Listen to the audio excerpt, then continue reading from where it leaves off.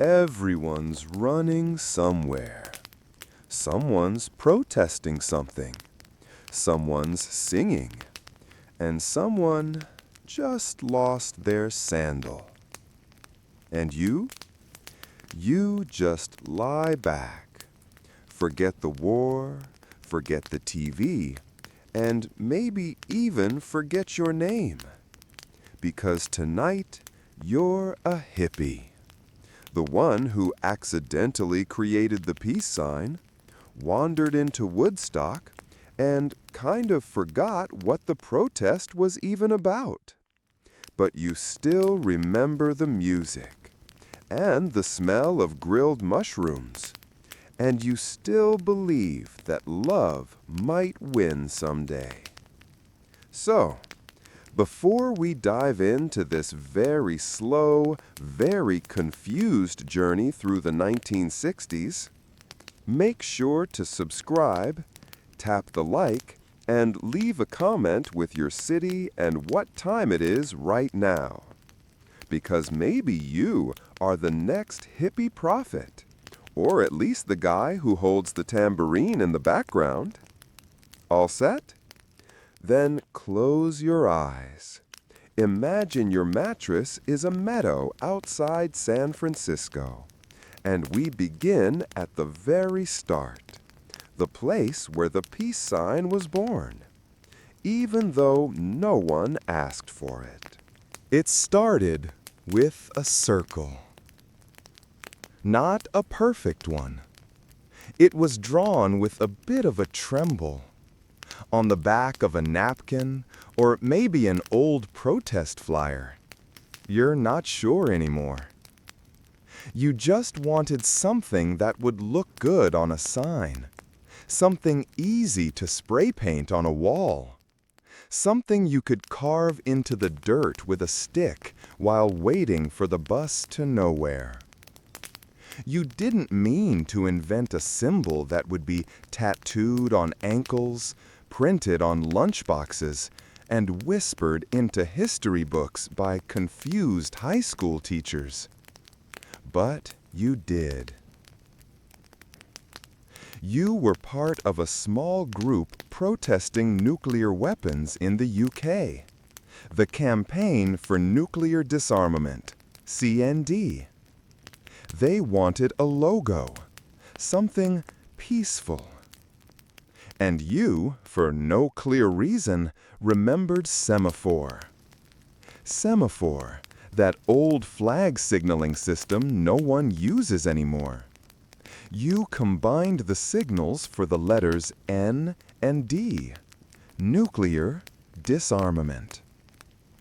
And when you stood back, it looked like a man with his arms down, a man in surrender, a man in despair, a man saying, "Please, enough."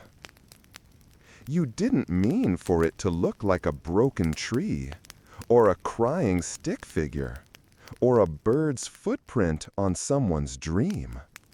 But it did. And people saw it.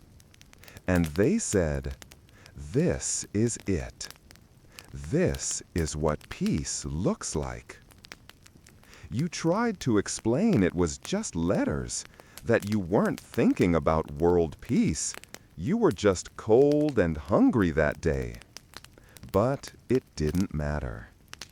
The symbol took off. Soon you saw it on buttons, on jackets, on posters next to flowers and psychedelic swirls. It crossed oceans. It landed in San Francisco, in hair that hadn't been brushed in months, in poems written under the influence of something homemade and questionably herbal. It became more than a logo. It became the face of something. Something even you didn't fully understand. You watched as it was painted on buses, on guitars, on fences that tried to hold back love. And you thought, isn't that strange? I made a symbol for despair, and they turned it into hope. You said nothing. You just smiled and added another swirl of color. After all, it looked good on tie-dye. You didn't plan to grow your hair out. It just happened. At first, you skipped one haircut, then another. Then someone borrowed your scissors and turned them into wind chimes. And by the time you found them again, they were in a tree, tied with feathers, blessing the birds. You didn't mind. It was the 60s, or maybe the 50s. Time had started melting a little by then. People began to notice your hair. It waved in the wind like a flag of defiance, a soft, tangled flag that sometimes had leaves in it, and once a sleeping moth. They asked you, "Are you making a political statement?"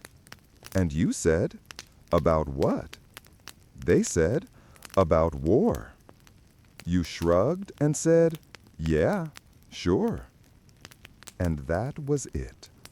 Suddenly, not cutting your hair meant not cutting off your freedom. Not shaving meant not shaving away your identity. Your armpits became revolutionary. Your beard a manifesto. Your sideburns whispered poetry in dark cafes lit by candle stubs and irony. You didn't wear shoes. You didn't wear a watch. You didn't even wear socks unless they had little suns on them. People around you started copying. They called it the look. They said it meant something, that it was anti-establishment, that it was a rejection of suburban conformity and corporate death. You just thought it was comfy. There was one guy. His name was probably Moonrail or Stapler, hard to remember. He gave a speech once. "We are not our parents. We are not their suits. We are the barefoot children of the earth." He had 2 raccoons on his shoulders during the speech, both named Greg. You clapped, mostly because the raccoons looked wise. And that's when you realized. Your hair had become louder than your voice. People listened to your curls. They followed your frizz. You had become an icon of softness in a world of steel helmets and polished boots. And sometimes, in the mirror, you didn't see a rebel or a sage or a threat to capitalism. You just saw someone who really, really needed conditioner. But then someone handed you a flower and a tambourine and said, "Let's go to San Francisco." So you did. You didn't pack. You just tied your hair back, kind of, and walked into history. It was just a song. That's all. A voice, a guitar, a little too much echo. But it did something to your chest, like a soft wind knocking on the inside of your ribs. You don't remember who played it. Might have been Joan Baez, or some guy named Gary with 2 first names. But it started with a note that hovered in the air like dust in sunlight. And everyone, including the dog, froze. The words weren't complicated. Something about freedom and trains and dandelions. Everything always came back to dandelions. You sat down on a blanket that wasn't yours, next to someone named Clover or Cartwheel, she wasn't sure, and listened. And for a moment, you forgot everything. The war, the taxes, the fact that you hadn't had a real shower in 11 days. You just listened. After that, music started following you. On sidewalks, in basements, in fields where 3 guitars became 5, and someone always had a harmonica, even if they didn't know how to play it. You started to realize these songs were different. They weren't just about love. They were about why love mattered, about why soldiers cried when they were alone, why mothers worried about letters in the mail, why some people felt like no one was listening.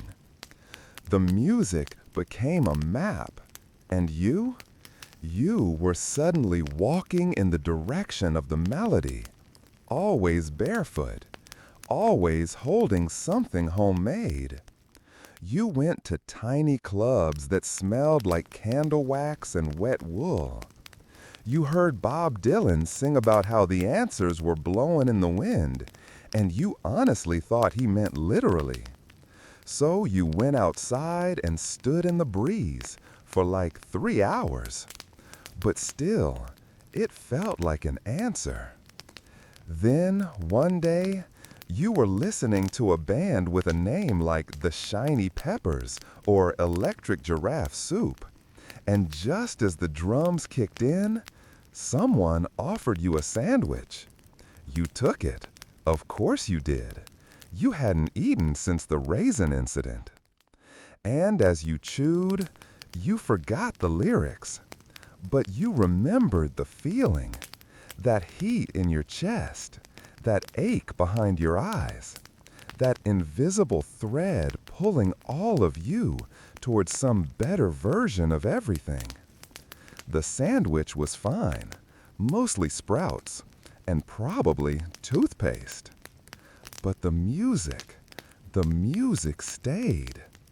Even as your movement wandered into confusion and your friends began arguing over what freedom really meant, and someone in the commune declared war on sugar, the songs remained simple, true, slightly off-key, but honest.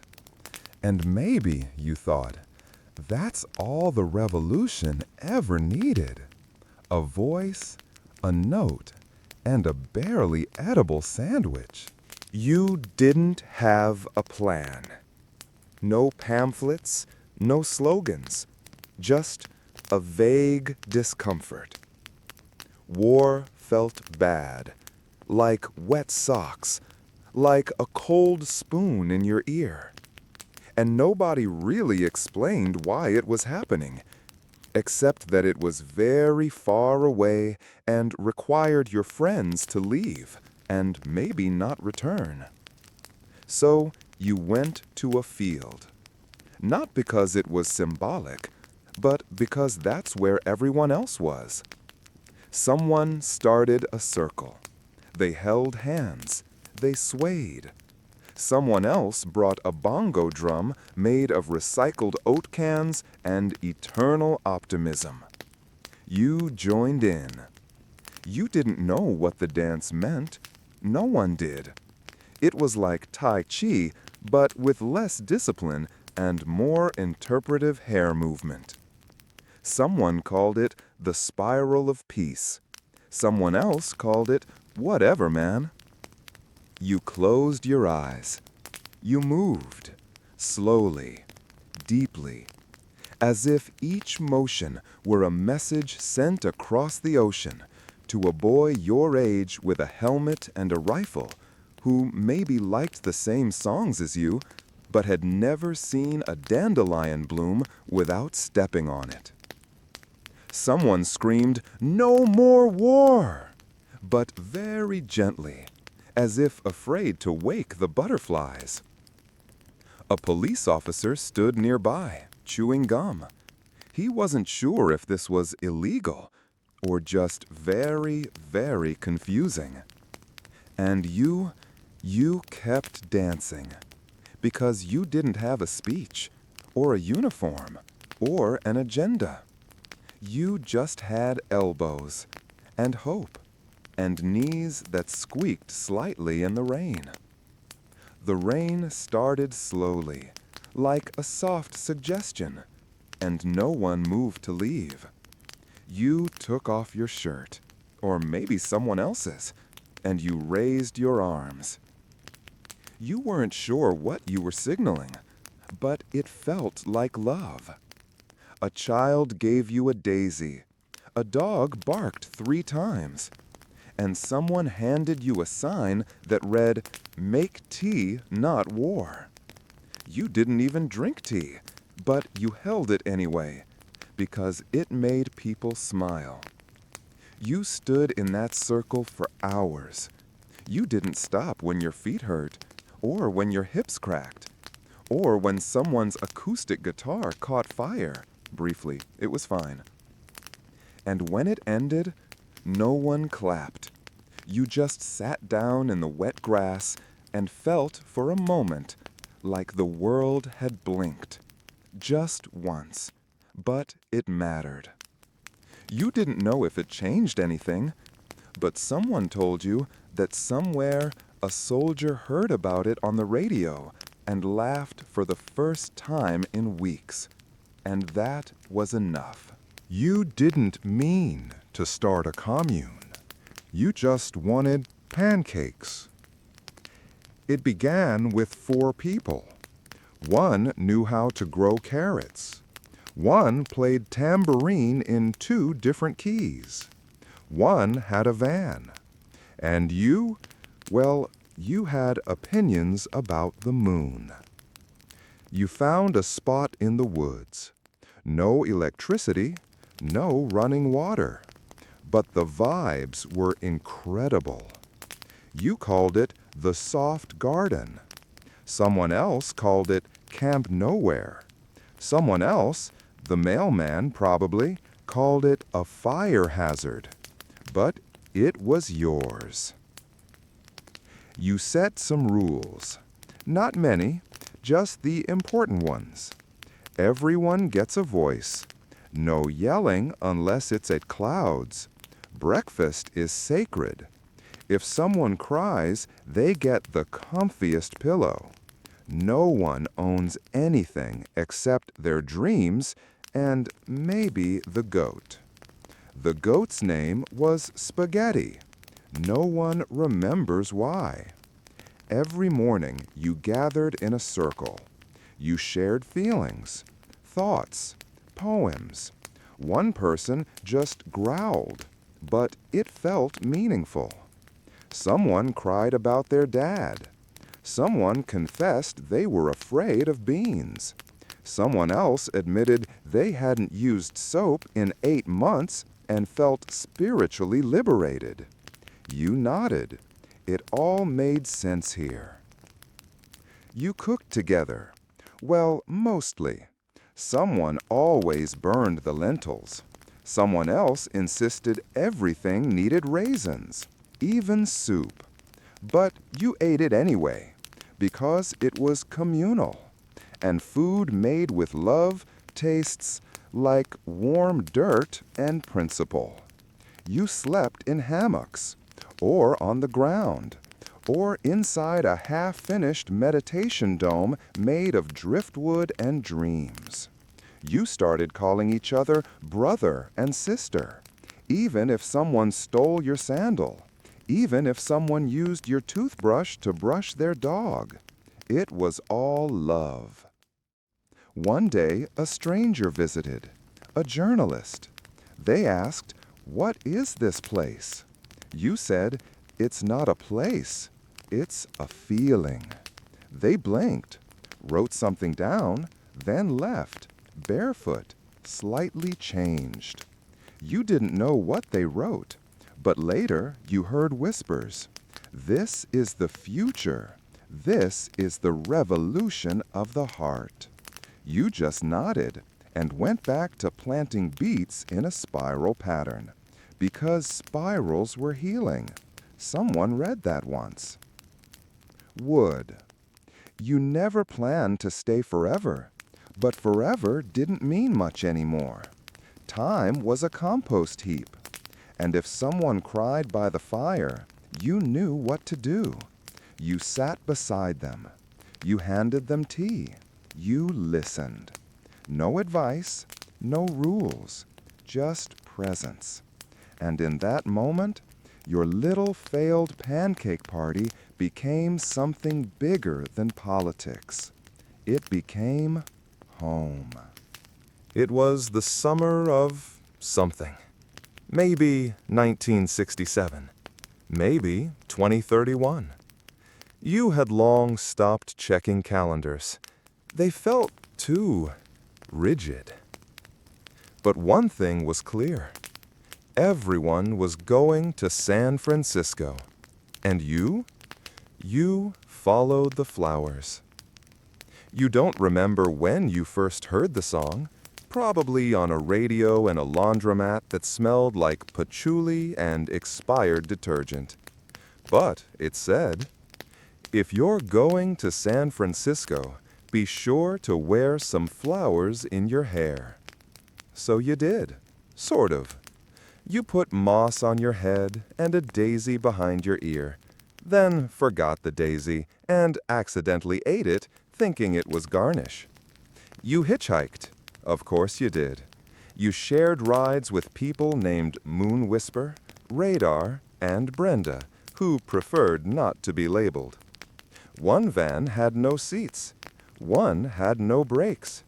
One had a goat named Steve in the front passenger seat. When you finally arrived, the city didn't greet you with trumpets or prophets. It greeted you with fog, and one man playing the sitar in a puddle. You knew you had arrived. Haight-Ashbury felt like a dream someone doodled in the margin of a notebook. The streets were full of movement, not marching, more like dancing through oatmeal. There were people painting sidewalks, others meditating on top of mailboxes. One person was shouting poetry at a fern. You joined them, naturally.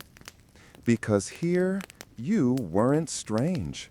You were just one more verse in the cosmic song. You entered a bookstore, left with crystals.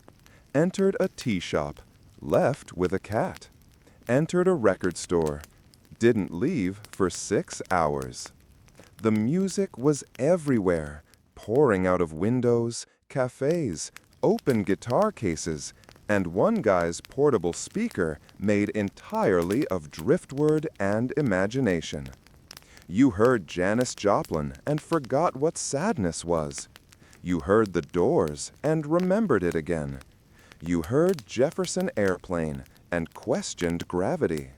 Someone kissed your hand. You cried.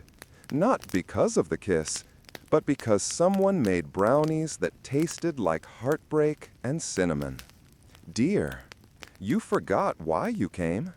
To protest? To find truth? To find a guy named Lenny who owed you $5? None of it mattered. You laid on the grass. Someone played a flute into the sun. Someone painted your toe with glitter and muttered something about auras. And for a moment, you felt like the city itself was breathing with you. The fog wrapped around you like an old friend. Your spine relaxed. Your breath slowed. You didn't find enlightenment, but you found a bakery that sold star-shaped bread. And that was enough. Because maybe the revolution wasn't about changing the world. Maybe it was about learning how to sit still in a city that sings back. You weren't planning to go. You didn't even know what Woodstock was. You thought it was a small bird or a type of furniture. But someone handed you a flyer. It said, 3 days of peace and music. Farms, guitars, possibly enlightenment. Bring a blanket, an open heart, and snacks if you care about friendship. So you packed nothing. except your left sandal. The right one had long since joined a different path. Van. You caught a ride in a van covered in stars and baked beans. By the time you arrived, the farm was no longer a farm. It was a miracle with plumbing issues. 500,000 people, one stage, zero judgment. You stepped out of the van, immediately sank into 6 inches of mud, and someone smiled at you as if this was the final spiritual initiation. You had arrived. Guitar. The music came in waves. Guitars sounded like thunder made of hope. Voices soared.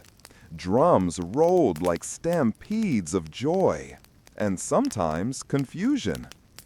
You didn't know who was playing, except that it was loud, raw, and made your soul dance in patterns your legs couldn't follow. Joan Baez sang like a whisper wrapped in lightning. Crosby, Stills, Nash, and Young harmonized like falling in love with rain. And then there was Jimi Hendrix. He played the Star-Spangled Banner like he was pulling the country apart and stitching it back together with sound and maybe fire. You cried, but softly, so as not to disturb the person meditating on a frisbee next to you. Rain. Then came the rain. Of course it did. The kind of rain that doesn't just fall. It sinks into your spirit, into your clothes, into your sandwiches. You didn't mind. No one minded. People danced in it, laughed, slid down hills like soggy saints, made love in tents held up by nothing but intention and 3 paper clips. You shared food, clothes, stories, mild cases of ringworm. It was disgusting. It was beautiful. It was human. Peace. One night, you sat around a candle. Not a fire, just a candle. And you listened to someone read poetry from a cereal box. And for a moment, the war felt far away. Money didn't exist. And everyone's heartbeat was in sync with the slow drip of rain from the canvas above. You didn't sleep much, or eat much, or stay dry at any point. But you belonged. Not just to the mud or the music, but to something bigger, messier, wetter. You came to Woodstock by accident, but you left with your heart a little heavier and your soul a little lighter, even if your underwear never dried. You didn't mean to end up so close to the stage. You were just looking for your shoe, or maybe your sandwich, or maybe your identity. But instead, you found Hendrix. You didn't see him at first, just the silhouette, a man, a shadow, a bandana made of fire and rebellion. Then came the first note. It didn't sound like a note. It sounded like a spell, like someone had opened a door and the wind screamed back. You froze, or melted.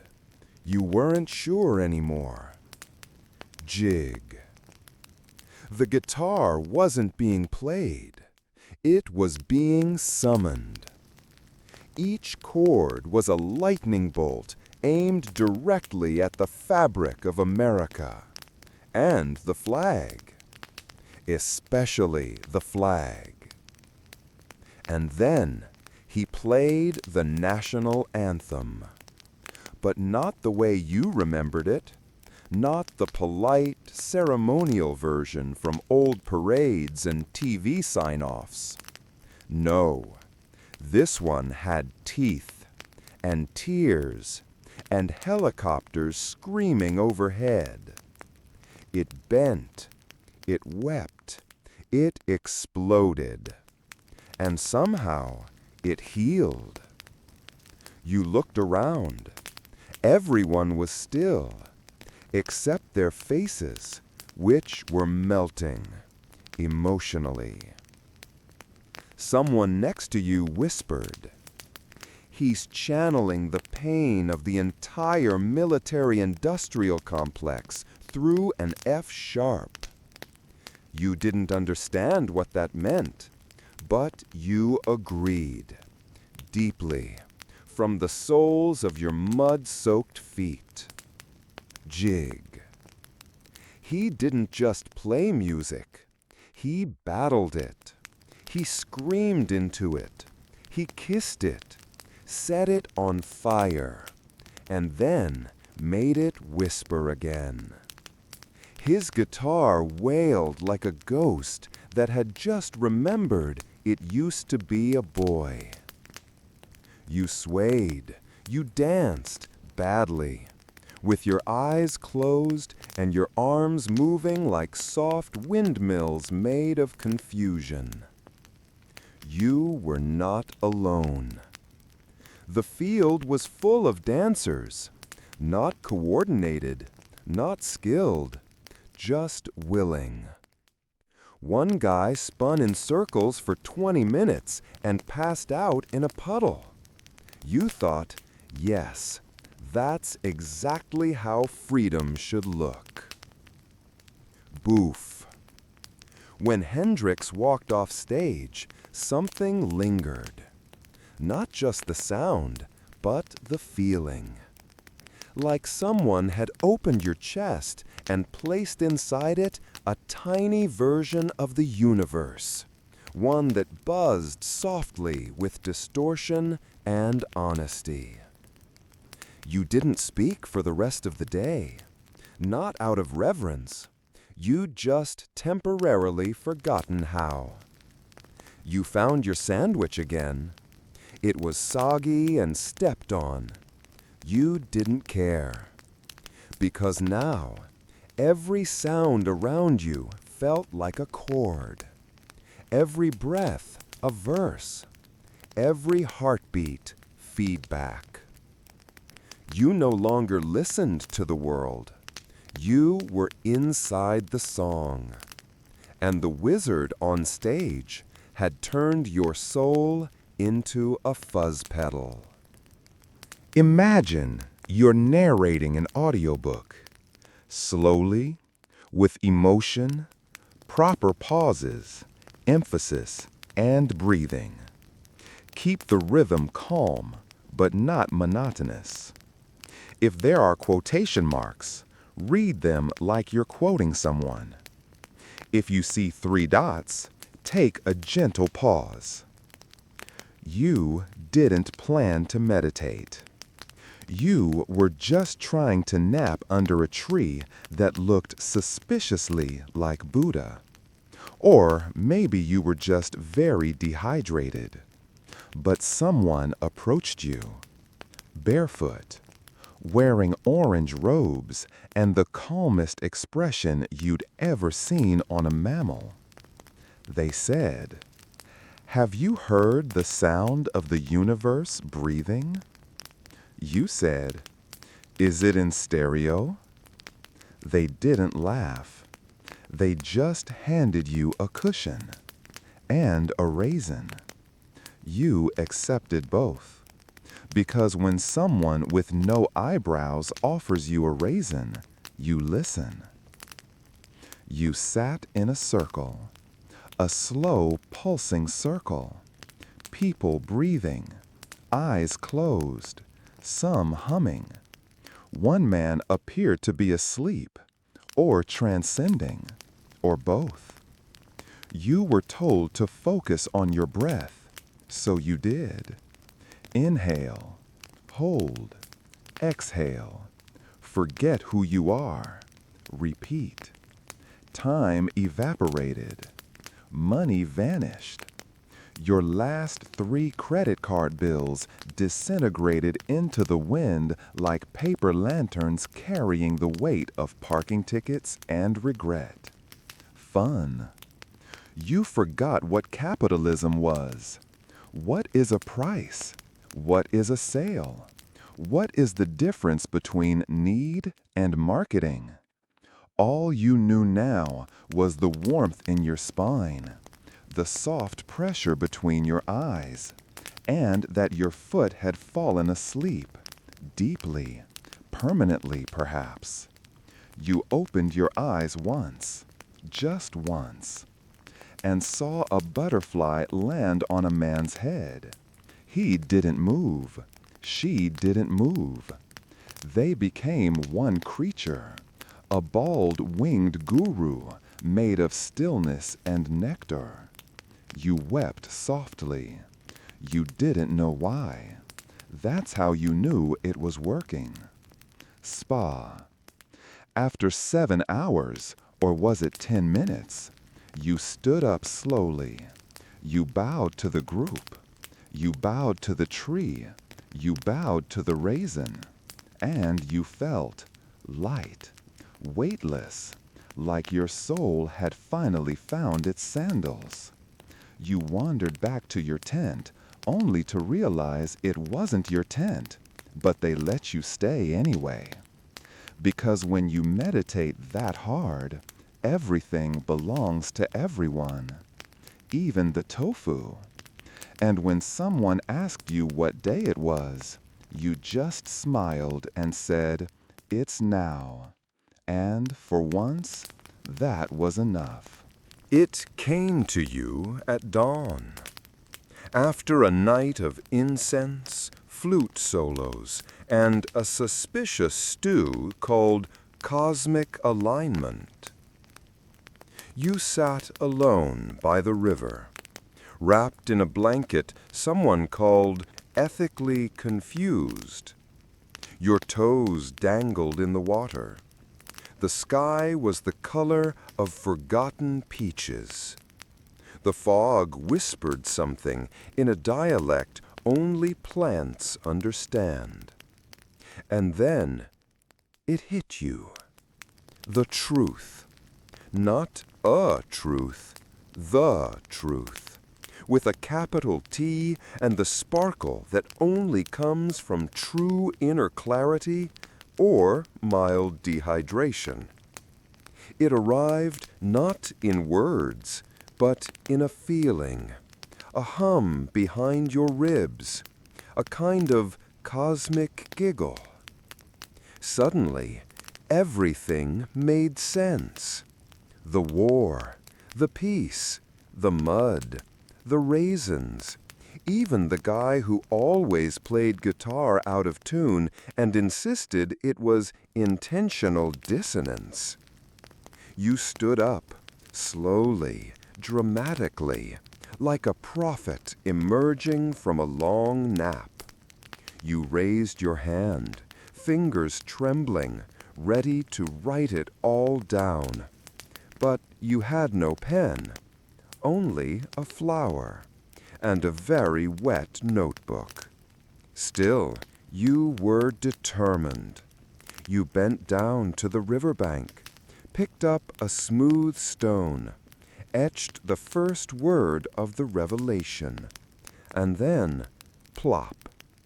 The stone slipped, your foot slipped, the notebook flew, and the truth, pure, unfiltered, infinite, sank gently into the current, wrapped in biodegradable paper and half a page of poorly drawn spirals. Fish. You dove after it, but the river wasn't interested in truth. It was interested in flow, in fish.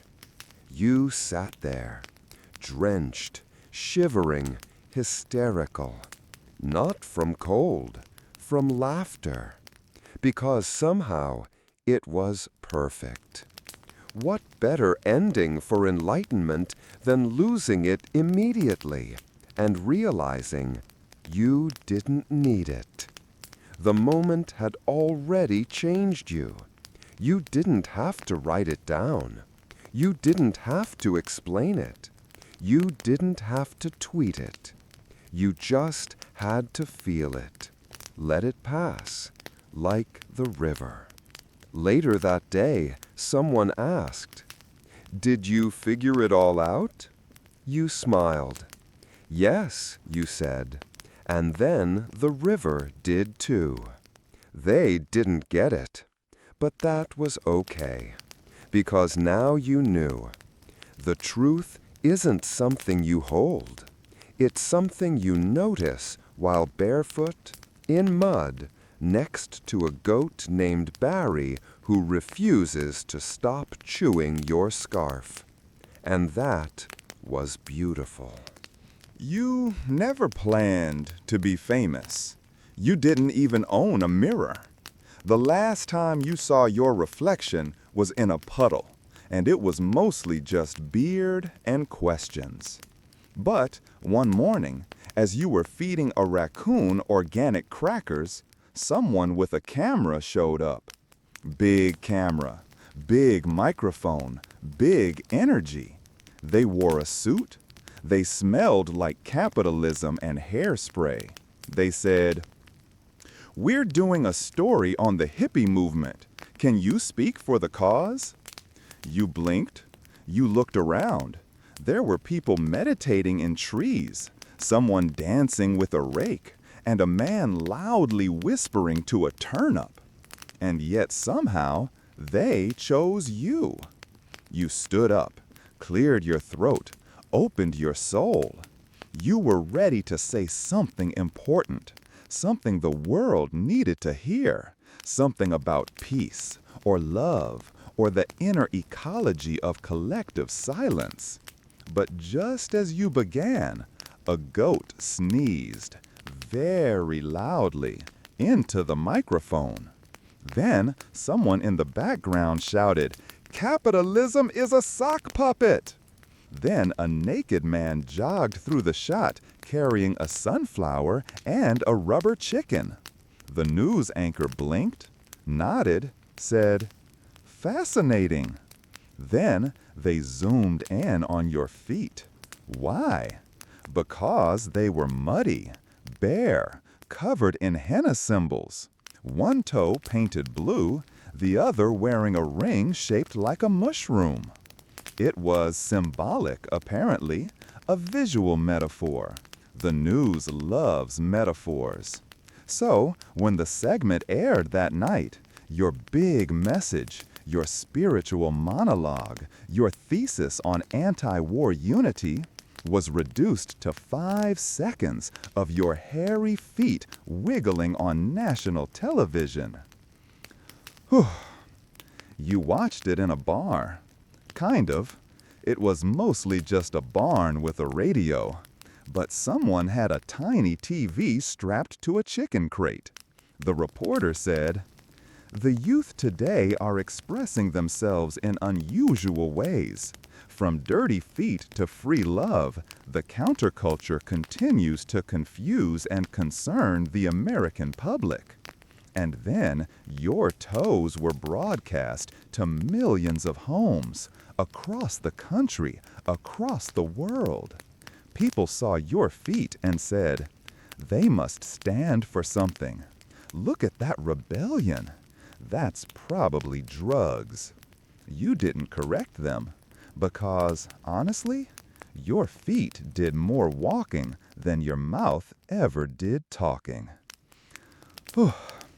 The next morning, a stranger approached you. "Hey, are you that guy from the thing with the feet?" You nodded. They said, "Respect," then handed you a raisin. You accepted, because that, my friend, was your 15 seconds of fame. No words, no slogans, just dirt and movement and silence. And sometimes that's all a revolution really is. One evening, under a tattered tarp held up by optimism and wet shoelaces, someone asked you, "So, what is this movement exactly?" You paused, not because you didn't have an answer, but because you had 47 different ones. You took a breath, you opened your mouth, and then you saw a man across the field arguing with a tree about whether the moon had feelings. And you laughed, softly, then uncontrollably. Because how do you explain something that was never meant to be explained? You tried anyway. You said, "It's about peace." But someone nearby interrupted. "It's about inner peace." Then another, "It's about anti-war." Another, "It's about free expression." Another, smoking something herbal and suspicious. "It's about rejecting all labels, including the word about." Then a guy in a poncho yelled, "It's about raisins." You nodded, because honestly, maybe it was. Peace. You tried again.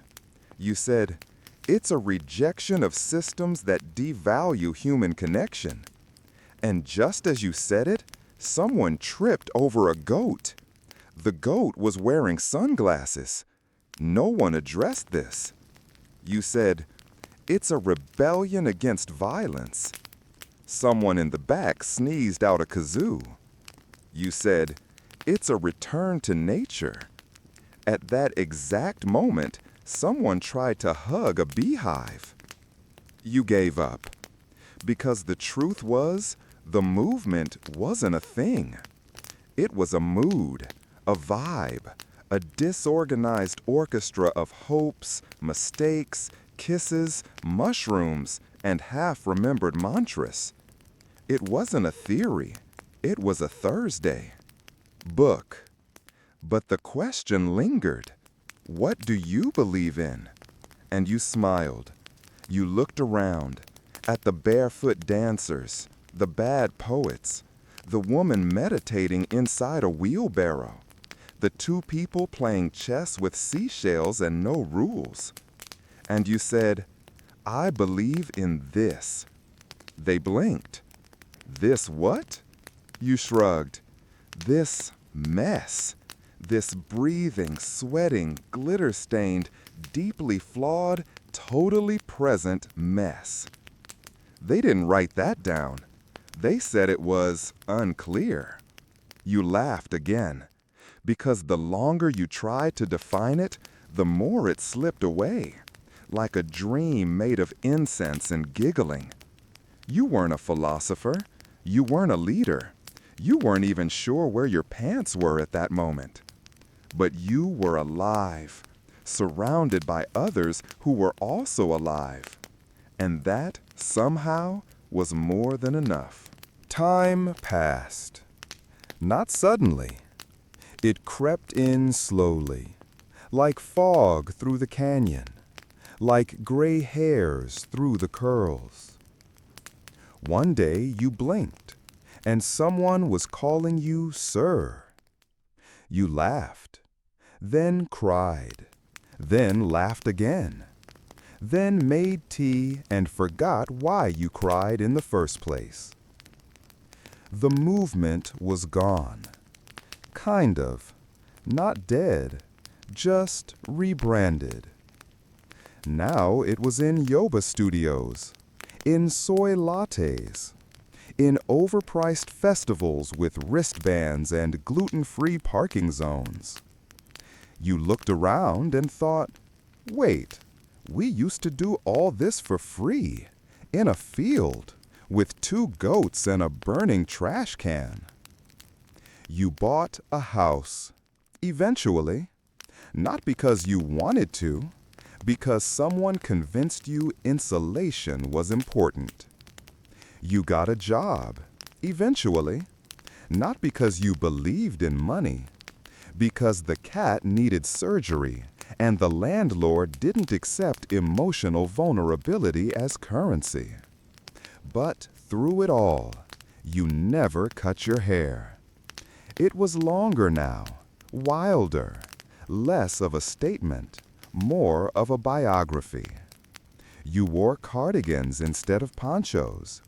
You drank herbal tea from mugs that said things like, "World's okayest revolutionary." Your friends changed. Some became accountants. Some became therapists. Some became stories. You kept the old things. The tambourine, the tie-dye shirt, the note Hendrix wrote on a napkin. Okay, it wasn't Hendrix, but the guy claimed he had once seen Hendrix's cousin's roommate. And some nights, late ones, when the sky felt familiar and the wind played your ribs like strings, you'd light a candle, put on the old record, and dance. Just for a moment, like before. Like the rain never stopped. Like you still had no plan. Like the world was still figuring itself out and your feet remembered the way. Your neighbor once asked, "Do you ever miss it?" You smiled. "It's not gone. It's just quieter now." He said, "You mean like inside you?" You said, "No, I mean literally quieter. My knees make weird sounds now when I sit cross-legged." He laughed. You both did. Then you gave him your last homemade granola bar and told him it was laced with anti-capitalist energy. He still thanks you for that. It hit you one morning. Not like lightning, more like the sun through dirty curtains. Warm, gentle, unavoidable. You were watering your plants. Most of them were technically weeds, but you had named them after jazz musicians, so they were family now. And while pouring water into Miles Davis, you paused and thought, "I still believe in peace."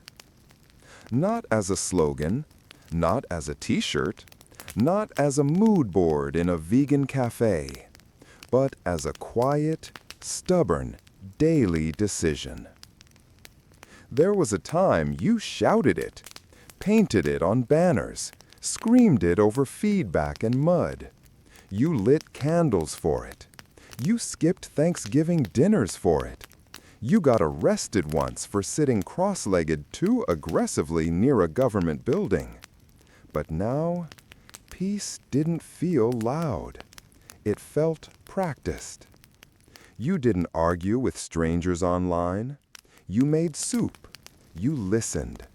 You held space for people the way you once held protest signs.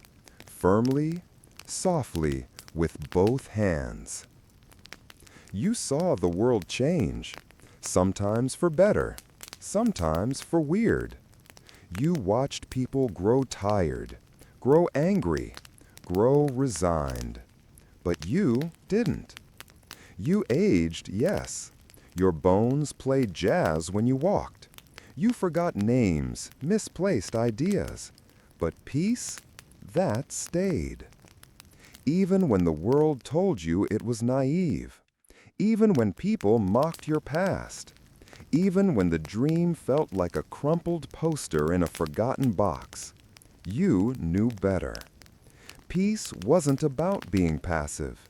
It was about showing up without armor. About holding hands when it's easier to make fists. About dancing badly even when no one joins you. Comment. Someone asked you recently, "Do you think you changed anything?" You stirred your tea, looked at the steam, said, "Maybe not the world, but I changed how I lived in it." And then you offered them a raisin, because that's just who you are. Peace, you realized, wasn't a phase. It wasn't tied to tie-dye or tambourines. It wasn't born at Woodstock or buried in politics. It was a root, deep, patient, still growing. Even now, especially now. You smiled, watered Dizzy Gillespie, and hummed a song you hadn't heard in 50 years. Still off-key, still true.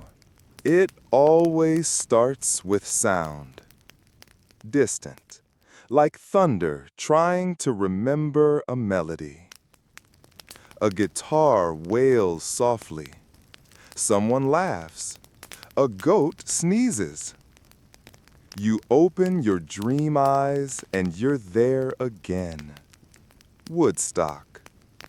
Not the real one, not exactly. Not the chaos or the smell or the line for the compost toilets. This one is warmer, softer, edited gently by memory and maybe a little wishful thinking.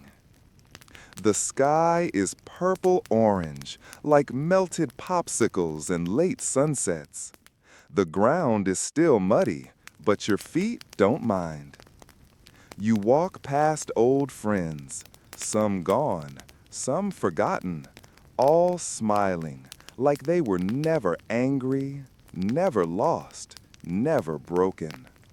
Someone hands you tea in a mason jar. You drink it. It tastes like laughter and patchouli. Janice is singing nearby. You can't see her, but you know it's her. The rasp, the fire, the ache. Someone hugs you. You don't know who. Doesn't matter. You're part of the fabric now. The great, colorful, tattered quilt of a moment that never truly ended. Cloud. You wake up, slowly, in a quiet room. No guitars, no chants, just the gentle hum of an old refrigerator and a cat sitting on your chest like a sleepy bodhisattva. But you're smiling, because you remember, not just the place, the feeling, the belief that strangers could be family, that music could be medicine, that the system could be laughed at, that peace didn't have to be perfect, just present. You stretch. Your bones pop like distant tambourines. You shuffle to the window. The sky looks different now. Cities are louder. Screens are everywhere. People walk fast. But in the corner of your yard, a flower grows wild. One you didn't plant. One you've never seen before.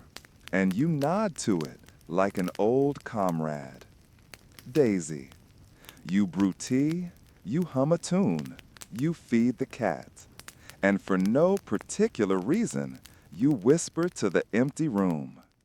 3 days of peace and music, and we're still humming. You sit down, close your eyes again, let your mind wander.